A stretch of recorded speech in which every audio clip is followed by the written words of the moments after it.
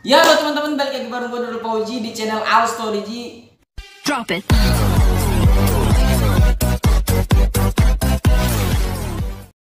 Di video kali ini gue punya segmen baru, yaitu sejarah seputar dunia yang mungkin kalian belum ketahui tentang sejarah-sejarah dulu. Dan di sini gue bakal ngebahas tentang wabah Black Death, teman-teman. Sampai saat ini dunia masih saja dibuat khawatirkan dengan virus corona atau bisa disebut juga dengan COVID-19 yang masih saja belum menghilang. Ada beberapa negara yang sudah lepas dari virus corona. Salah satunya adalah negara Selandia Baru. Namun, ini bukan yang pertama kali dunia diserang wabah yang mengerikan. Pada pertengahan hingga akhir abad ke-14 atau tahun 1347 sampai 1351, dunia pernah digemparkan dengan adanya wabah maut hitam atau disebut juga dengan Black Death. Black Death ini adalah suatu pandemi hebat yang pertama kali melanda Eropa, teman-teman, dan membunuh sepertiga hingga dunia pertiga populasi Eropa. Pada saat yang hampir bersamaan terjadi pula epidemi pada sebagian besar Asia dan Timur Tengah yang menunjukkan bahwa peristiwa di Eropa sebenarnya merupakan bagian dari pandemi multiregional.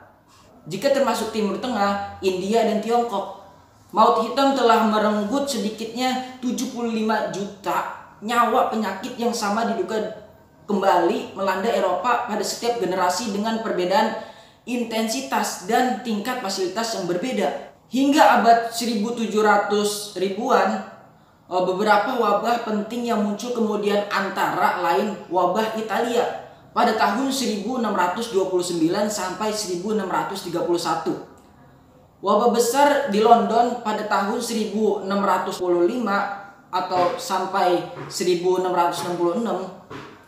Wabah besar di Wina pada tahun 1679. Dan wabah besar di Marseille pada tahun 1720 sampai 1722. Serta wabah pada tahun 1771 di Moskowa. Penyakit ini berhasil dimusnahkan di Eropa pada awal abad ke-19, tetapi masih berlanjut pada bagian lain dunia, yaitu Afrika Tengah dan Oriental, Madagaskar, beberapa bagian Amerika Selatan.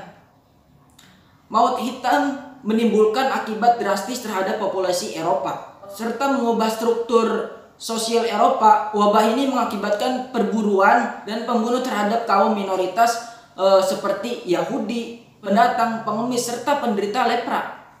Ketidakpastian untuk tetap bertahan hidup menciptakan suatu kecenderungan yang tak sehat pada masyarakat untuk hidup hanya untuk hari ini. Seperti digambarkan oleh Giovanni Boccaccio pada Decameron pada tahun 1353. Kejadian di awal Eropa awalnya disebut sebagai mortalitas besar atau Great Mortality oleh para penulis kontemporer.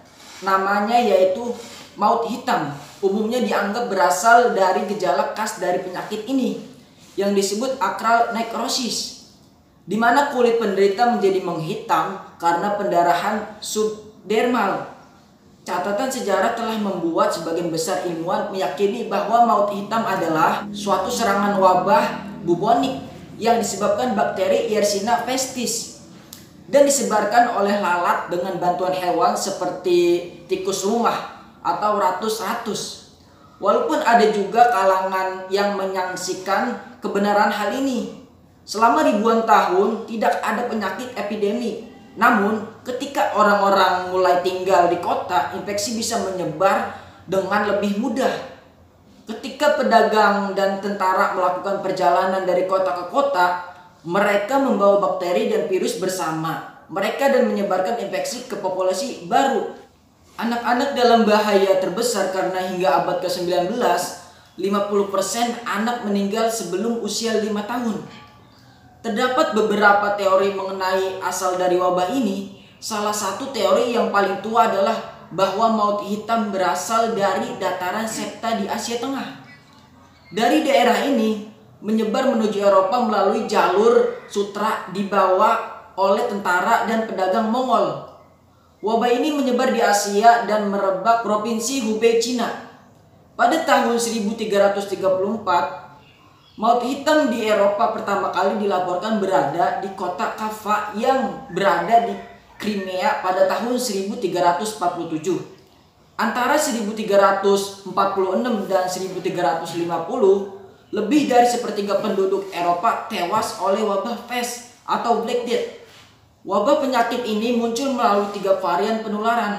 Paling umum merupakan varian pes berasal dari pembengkalan kelenjar getah bening atau bubo yang muncul di leher korban ketika ataupun pangkal paha. Penyakit ini tumbuh dengan berbagai ukuran, dimulai dari sebesar telur hingga sebesar apel. Meskipun beberapa orang selamat dari penderitaan ini, wabah penyakit ini biasanya hanya memberikan harapan hidup 1 minggu pada korban. Penyebaran wabah pes bermulai dari serangga atau umumnya kutu yang terinfeksi melalui kontak langsung dengan hewan pengerat, termasuk diantaranya tikus dan marmut yang terinfeksi wabah.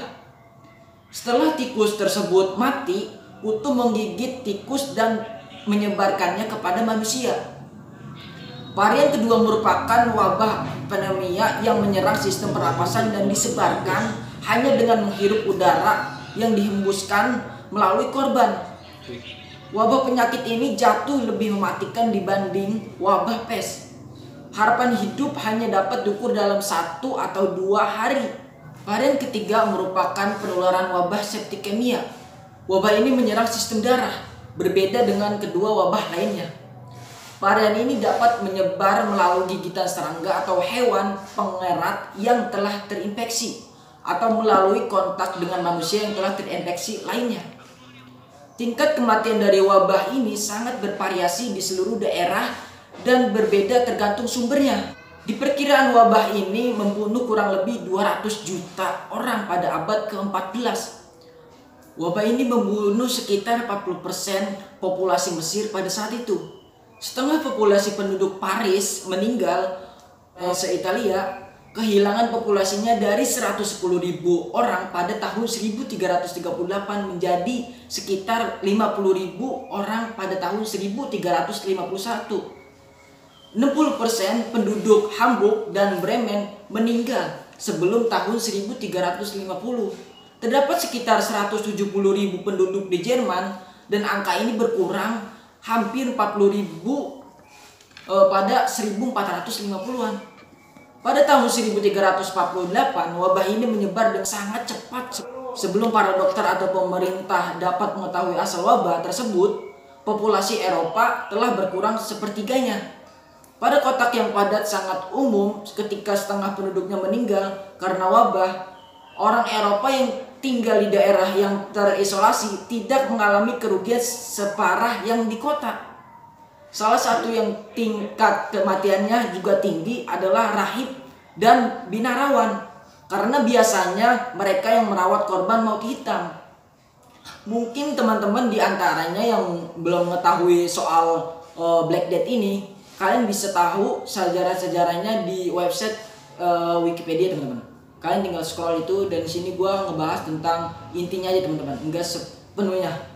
Jika kalian suka dengan video ini, jangan lupa klik tombol like, subscribe, komen. See you the next video. Bye-bye.